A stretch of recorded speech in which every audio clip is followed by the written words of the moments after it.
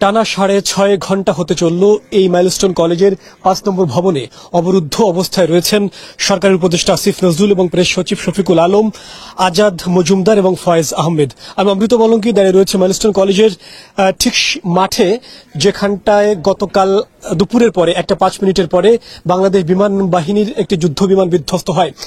আমার হাত থেকে, আমি যেখানে দাঁড়িয়ে রয়েছি তার থেকে প্রায় 100 হাত দূরে এখানে যুদ্ধ বিমানটি বিধ্বস্ত হয় এবং সে বিধ্বস্ত হওয়ার পর এখন পর্যন্ত অসংখ্য শিক্ষার্থী প্রাণ হারিয়েছে বলে এখানকার যারা শিক্ষার্থীরা আছেন তারা দাবি করেছে। কিন্তু সরকারের পক্ষ থেকে যে সংখ্যার কথা জানানো হয়েছে সেটি নিয়ে আপত্তি জানাচ্ছেন এখানকার যারা শিক্ষার্থীরা আছেন তারা। মঙ্গলবার সকাল 10:30টায় উপদেষ্টা আসিফ নজরুল মাইলস্টোন কলেজের এই ভবনে তিনি প্রবেশ করেন এবং তখন থেকে মূলত তিনি অবরুদ্ধ অবস্থায় রয়েছেন। ঠিক তারপরে পুলিশ কয়েক দফায় তাদেরকে এখান থেকে বের করার চেষ্টা করে, কিন্তু সব চেষ্টাই ব্যর্থ হয়।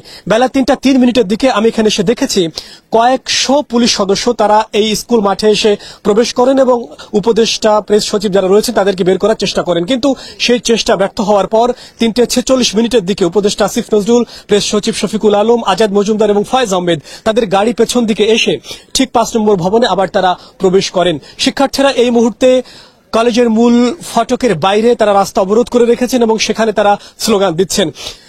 প্রশাসনের যারা কর্মকর্তারা আছেন তাদের সঙ্গে অফ দ্য রেকর্ডে কথা বলেছি, তারা জানিয়েছেন কিভাবে উপদেষ্টাদের এখান থেকে বের করা যায়, নতুন কোনো পরিকল্পনা তারা নিতে পারেন কিনা সেই চেষ্টা তারা করছেন।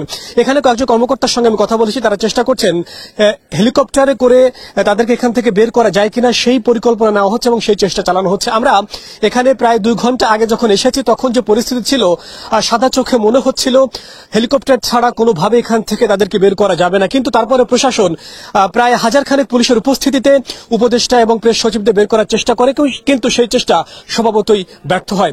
এখন এই মুহূর্তে মাইলস্টোন কলেজে যে পরিস্থিতি বিরাজ করছে তাতে তাদেরকে কপ্টারে করে ছাড়া কোনোভাবে এখান থেকে বের করা যাবে না।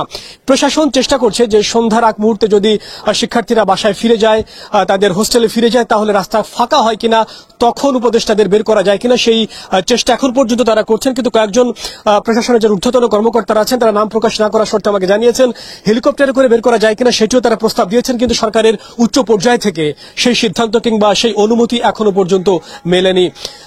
গতকাল এখানে বাংলাদেশ বিমান বাহিনীর যুদ্ধ বিমান বিধ্বস্ত হওয়ার পরে কত শিক্ষার্থী মারা গেছে সেটি নিয়েই মূলত আলোচনা ছিল এবং সেই আলোচনাটা এমন পর্যায়ে গেছে কলেজে যারা শিক্ষার্থী আছেন এবং কয়েকজন শিক্ষকের পক্ষ থেকে একটা দাবি করা হচ্ছে যে লাশের সংখ্যা, মরদেহের সংখ্যা অনেকটা কম দেখানো হয়েছে। কিন্তু যারা প্রশাসনের কর্মকর্তারা আছেন তারা বলছেন এটি নিতান্তই অসম্ভব একটা ব্যাপার, কেননা এখানে শত শত মানুষ ছিল, সেই মানুষের উপস্থিতিতে উদ্ধার কার্যক্রম চালানো হয়েছে।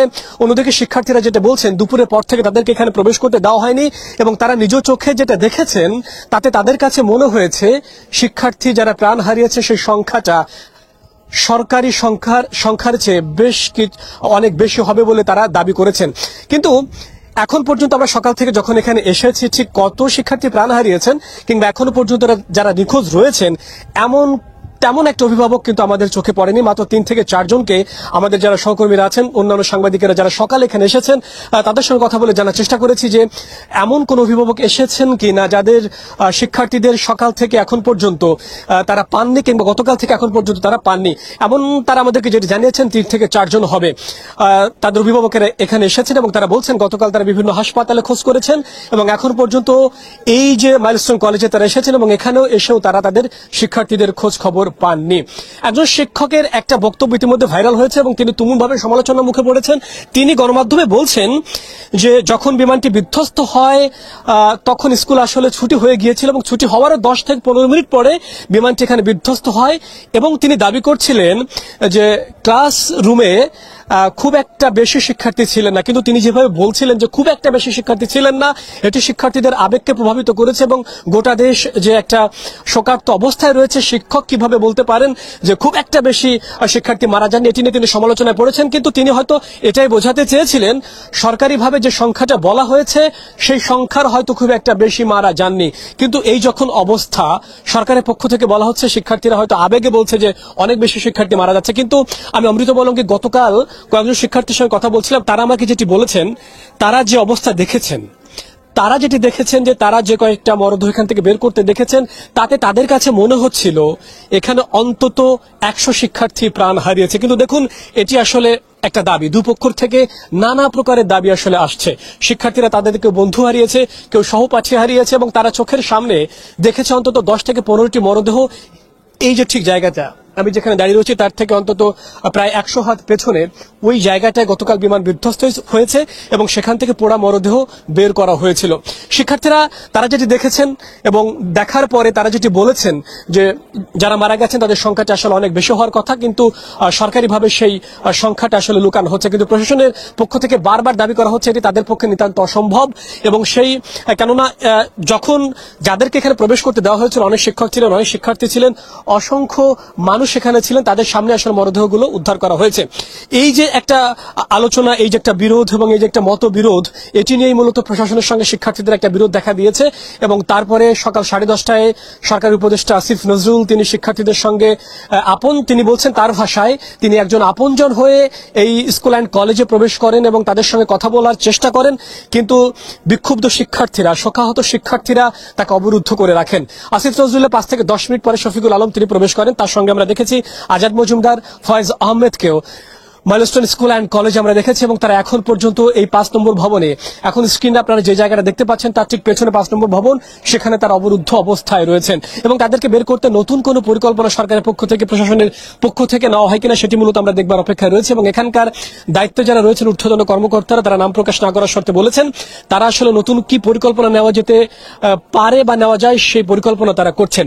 আসলে কত মানুষ মারা গিয়েছে এটি যখন একটা প্রশ্ন, আমি গতকাল থেকে এখন পর্যন্ত অভিভাবক, শিক্ষার্থী যাদের সঙ্গে কথা বলেছি তারা সবাই বলছেন সরকারি যে হিসেব দেখানো হয়েছে 27 জন কিংবা 30 জনের মতো যে হিসেবটা দেখানো হয়েছে সেটি সরকারি হিসেবের তুলনায় অনেকটাই কম।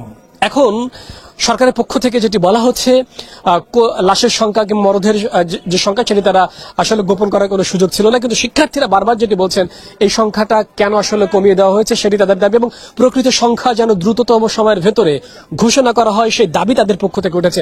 আমরা নিউজ হান্টে এখন থেকে প্রায় 2 ঘন্টা আগে একজন কলেজ শিক্ষার্থী একটা বক্তব্য প্রচার করেছি, সেখানে তিনি বলছেন তিনি নিজে দেখেছেন অন্তত 10টি মরদেহ ব্যাগে করে এখান থেকে নিয়ে যাওয়া হয়েছে, অর্থাৎ আমরা যেটিকে উদ্ধার বলছি।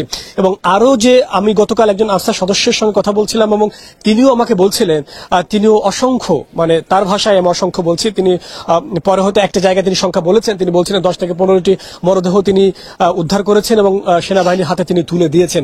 এই যখন অবস্থা, ঠিক কত শিক্ষার্থী এখানে প্রাণ হারিয়েছে সেটি নানাভাবে জানবার চেষ্টা আমরা করছি এবং সরকারের পক্ষ থেকে নানা ধরনের কথা এখানে বলা হচ্ছে। দর্শক, কে কোন জায়গা থেকে আমাদেরকে দেখছেন এবং শুনছেন আপনি লিখে জানাতে পারেন। আপনাদের সঙ্গে রয়েছে অমৃত মলঙ্গি, আপনি দেখছেন নিউজ হান্ট।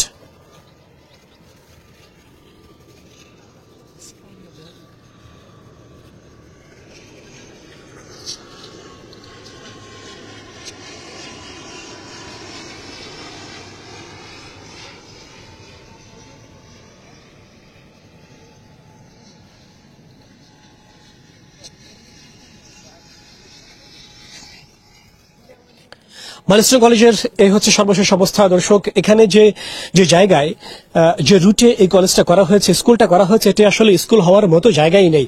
আমি গতকাল যখন এখানে এসেছি তখন দেখছি প্রায় 5 থেকে 10 মিনিট পর পর এক একটা করে উড়োজাহাজ, এক একটা করে বিমানের ফ্লাইট এখানে অবতরণ করে এবং বিকট শব্দ হয়।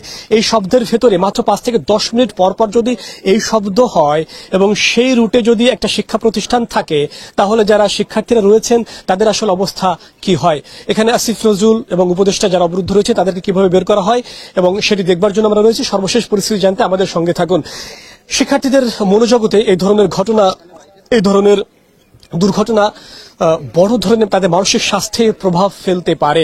আমি একটু আগে বিভিন্ন ধরনের আন্তর্জাতিক জার্নাল, আন্তর্জাতিক গবেষণা প্রতিষ্ঠানের গবেষণা পড়ছিলাম এবং পিয়ার রিভিউড কয়েকটা জার্নাল আমি পড়েছি এবং সেখানে দেখেছি বিশেষজ্ঞরা বলছেন শিক্ষার্থীদের ক্ষেত্রে এই ধরনের দুর্ঘটনা পরে তাদের মনোজগতে পোস্ট স্ট্রেস ট্রমা, যেটিকে আমরা বলে থাকি disorder, post stress trauma disorder, traumatise disorder, যেটিকে আমরা সঙ্গে বলে থাকি PSTD, এবং একই সঙ্গে পড়ালেখায় মনোযোগহীনতা এবং সেই সব গবেষণায় বলা হচ্ছে অনেক শিক্ষার্থীর যে শিক্ষা জীবন সেটি আসলে পতন হয়ে যেতে পারে।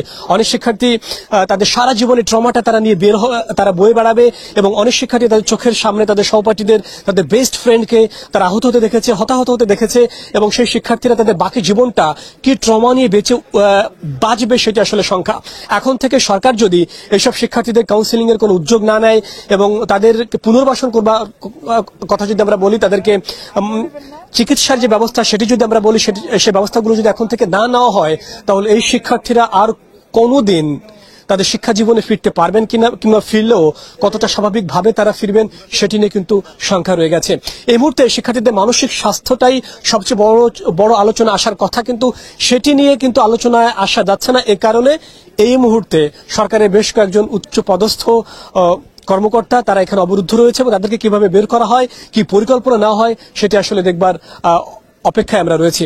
শিক্ষার্থীদের পক্ষ থেকে বলা হচ্ছে যে মরদেহের যে সংখ্যা সেটা অনেকটাই সরকারের পক্ষ থেকে কমিয়ে বলা হচ্ছে, এবং একই সঙ্গে সরকারের পক্ষ থেকে দাবি করা হচ্ছে এখানে মরদেহের সংখ্যা কমিয়ে দেখানো হয়নি। এই দুটো দাবি এখন পর্যন্ত আমরা মূলত এখান থেকে পাচ্ছি, এবং এটি নিয়েই সরকার এবং শিক্ষার্থীদের পক্ষে সারা দেশে একটা উত্তেজনা বিরাজ করছে। আমরা সচিবালয় থেকে নানা ধরনের তথ্য পাচ্ছি, সেখানে ভাঙচুর চালানো হয়েছে, অবরোধ করা হয়েছে, এবং এখনো ঢাকা শহরে বিভিন্ন জায়গায় আসলে এই বিক্ষোভগুলো চলছে। দর্শক, আমি অমৃত মলঙ্গি রয়েছি মাইলস্টোন স্কুল অ্যান্ড কলেজের মাঠে, যেখানটায় যে 5 নম্বর ভবনে সরকারের উপদেষ্টা প্রেস সচিব তারা অবরুদ্ধ অবস্থায় রয়েছে। তাদেরকে কিভাবে বের করা হয় সেই দৃশ্য এবং সেই তথ্য আমি আপনাদেরকে জানাবো। আপনারা সেই তথ্যগুলো জানতে হলে আপনারা নিউজ হান্টের সঙ্গে থাকতে পারেন। সবাই ভালো থাকবেন, সতর্ক থাকবেন, সাবধানে থাকবেন।